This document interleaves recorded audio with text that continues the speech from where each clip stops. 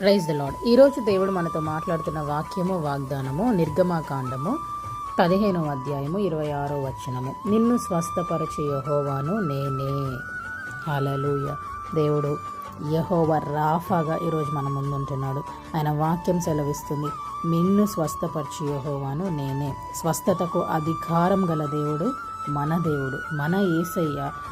కొత్త నిబంధనలో మన కొరకు ఒక కవనెంట్ని తెచ్చాడు. అది ఏంటి అంటే, నువ్వు నేను రోగాల పాలై ఉండుట ఆయన చిత్తం కాదు. దేవుడు ఎప్పుడు కూడా మనం ఆరోగ్యంగా, సంతోషంగా, సమాధానంగా ఉండాలని ఎదురు చూస్తూ ఉండే దేవుడు. కాబట్టి మన ఆరోగ్యం కొరకు, మన సమాధానం కొరకు, మన శాపం కొరకు, మన పాపం కొరకు ఆయన తన శరీరాన్ని గాయపరుచుకున్నాడు, తన శరీరాన్ని దున్నించుకున్నాడు. తన శరీరం మీద పడిన ప్రతి దెబ్బ, ప్రతి ఊండ్, ప్రతి స్ట్రైప్ని ఈరోజు మనం దాన్ని క్లెయిమ్ చేసుకొని మన హీలింగ్ని మనము పొందుకోవాలి. ఆల్రెడీ 2000 సంవత్సరాల క్రితమే దేవుడు మనకి స్వస్థత ఇచ్చేసి వెళ్ళిపోయాడు. మనం చేయాల్సింది ఏంటి అంటే, ఆ హీలింగ్ని మనము రిసీవ్ చేసుకోవాలి. ఎలా రిసీవ్ చేసుకోవాలి? విశ్వాసముతో పొందుకోవాలి.